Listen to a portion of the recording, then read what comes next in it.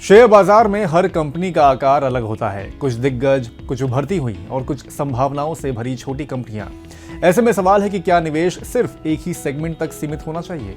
Multi cap funds इसी सोच को बदलते हैं। ये लार्ज कैप की स्थिरता, मिड कैप की रफ्तार और स्मॉल कैप की ग्रोथ तीनों का संतुलित मिश्रण पेश करते हैं। नियमों के अनुसार तीनों कैटेगरी में न्यूनतम निवेश रखकर ये फंड असली डाइवर्सिफिकेशन देते हैं। जो निवेशक लॉन्ग ड्यूरेशन में ग्रोथ के साथ जोखिम को संतुलित करना चाहते हैं, उनके लिए मल्टी कैप फंड एक smart all in one equity विकल्प बन सकते हैं। इसी स्पेस में Nippon India multi cap fund अपनी flexible strategy, research driven stock picking और लंबे ट्रैक रिकॉर्ड के लिए लोकप्रिय है। इसी वजह से ये लॉन्ग टर्म में रिटर्न के मामले में नंबर 1 मल्टी कैप फंड भी है। नमस्कार, मैं हूं आपके साथ अभिषेक गुप्ता और आप देख रहे हैं फंड की फिटनेस। और आज जानेंगे Nippon India multi cap fund की फिटनेस कैसी है।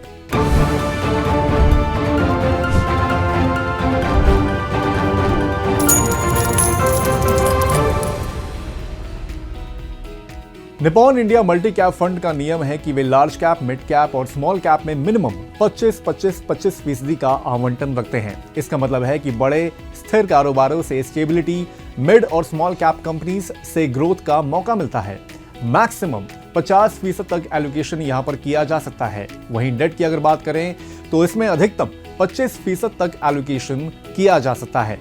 ये फंड मैक्रो ट्रेंड जैसे कि capex cycle, consumption, banking, credit growth और कंपनी लेवल फंडामेंटल्स दोनों पर फोकस करता है।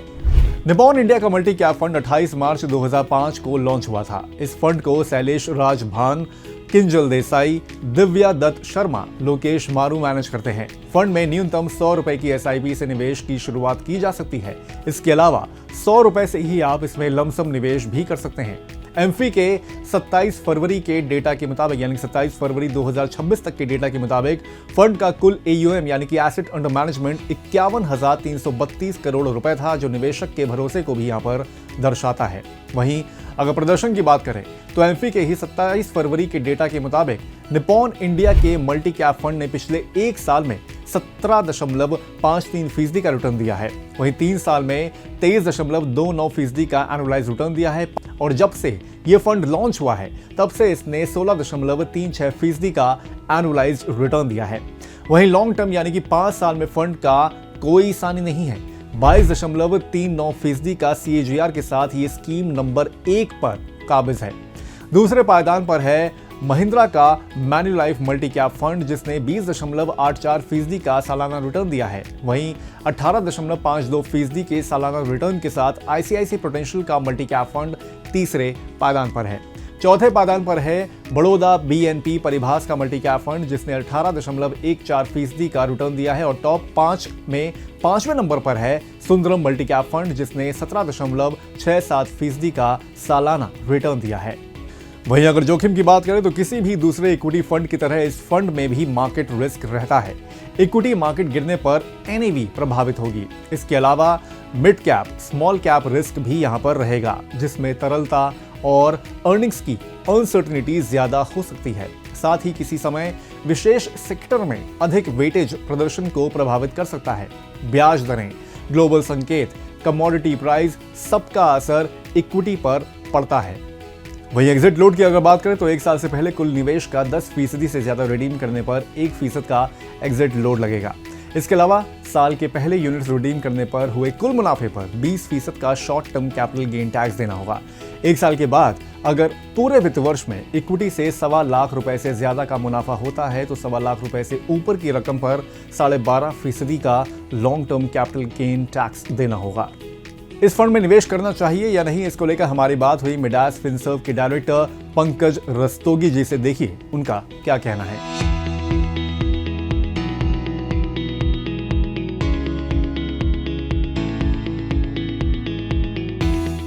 मल्टी कैप फंड वॉलेटाइल रहते हैं as compare to large cap fund because of the basic definition of their portfolio structure.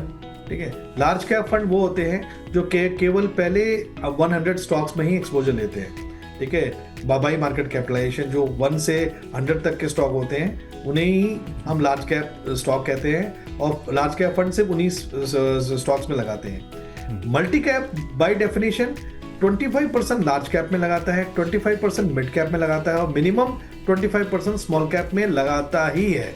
तो यानी 75% जो पोर्टफोलियो है मल्टी कैप का, उसमें 25% लार्ज, मिड एंड स्मॉल होना ही होना है, और 25% जो बाकी बचा है वो फंड मैनेजर का डिस्क्रिप्शन होता है।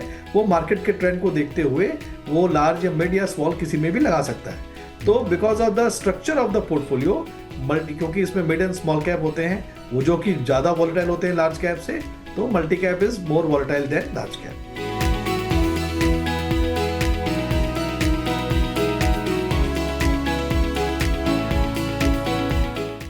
नहीं, बिल्कुल नहीं करेगा। देखिए बहुत डिफरेंट अप्रोच होती है, ठीक है। एक लार्ज कैप फंड का जो फंड मैनेजमेंट है, एक मिड कैप फंड का जो फंड मैनेजमेंट है, और एक मल्टी कैप फंड का जो फंड मैनेजमेंट है, तीनों में डिफरेंट स्टाइल्स होते हैं, ठीक है। एक मिड कैप फंड का जो फंड मैनेजर का जो अप्रोच रहता है वो उन स्टॉक्स को, मिड कैप फंड होते कौन है, वो फंड जो 101 से लेके 250 के बीच में जो स्टॉक्स हैं, यानी 150 स्टॉक्स का जो यूनिवर्स है उसमें से फंड मैनेजर मिड कैप में लगाएगा। मिड कैप का जो फंड मैनेजर है मिड कैप फंड में कोशिश करेगा उन स्टॉक्स आइडियाज में लगाए जो फ्यूचर के लार्ज कैप बनने वाले हैं, ठीक है, जिनमें ग्रोथ ज़्यादा होगी, ठीक है। उसी तरह लार्ज कैप में फंड मैनेजर का जो अप्रोच रहेगा कि अगर जो इंडेक्स भी अगर मान लो एक्स अमाउंट से बढ़े तो उसका फंड भी उसी एक्स अमाउंट से बढ़े, ठीक है। वो ही would like to replicate the performance of the large cap index. Multi cap में अप्रोच डिफरेंट है। मल्टी कैप में उसका अप्रोच है कि फंड मैनेजर चाहता है कि लार्ज कैप और मिड कैप और स्मॉल कैप में तीनों सेगमेंट में जो अच्छे आइडियाज हों, जो ज़्यादा ग्रोथ दे सकें, वो ज़्यादा उसमें रहेगा। तो इसीलिए अगर आप देखें सबसे ज़्यादा रिटर्न अगर हम देखें लार्ज मल्टी कैप और मिड कैप की बात करें तो सबसे ज़्यादा रिटर्न का जो एक ग्रोथ की अपॉर्चुनिटी है वो मिड कैप की रहेगी, उसके बाद large and mid cap multi cap की, और उसके बाद लार्ज कैप।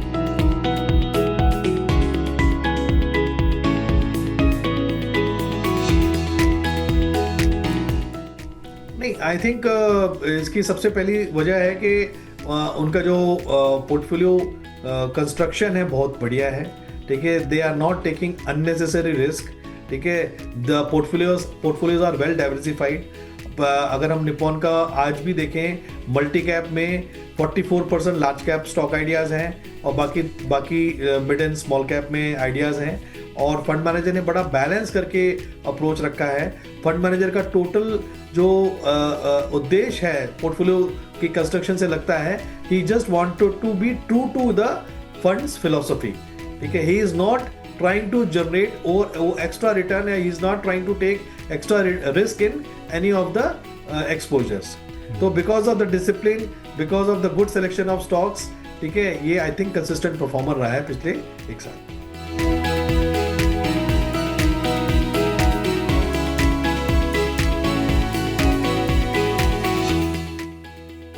मेरे हिसाब से जो इन्वेस्टर एग्रेसिव है या पोर्टफोलियो में एग्रेसिव एक्सपोजर चाह रहा है तो उसके लिए ये एक अच्छा ऑप्शन है, बिकॉज यहाँ पर by default large, mid and small cap में आपने बैलेंस्ड एक्सपोजर लिया हुआ है, ठीक है।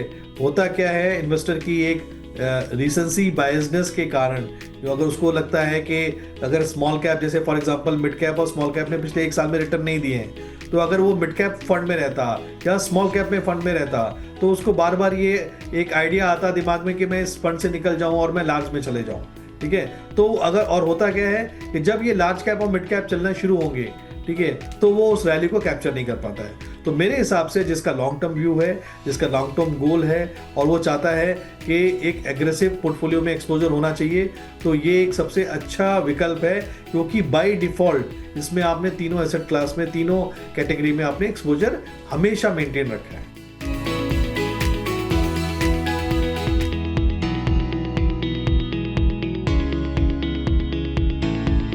देखिए, इन्वेस्टमेंट की फिलोसफी में कहीं ऐसा वैसे तो मेंशन नहीं है, बट मेरे जो लिमिटेड एक्सपीरियंस है तो उसके हिसाब से अगर किसी भी इन्वेस्टर का लॉन्ग टर्म का मतलब है, अगर उसका 5 साल से होराइजन कम है तो he should not be invested in mid cap and small cap ideas.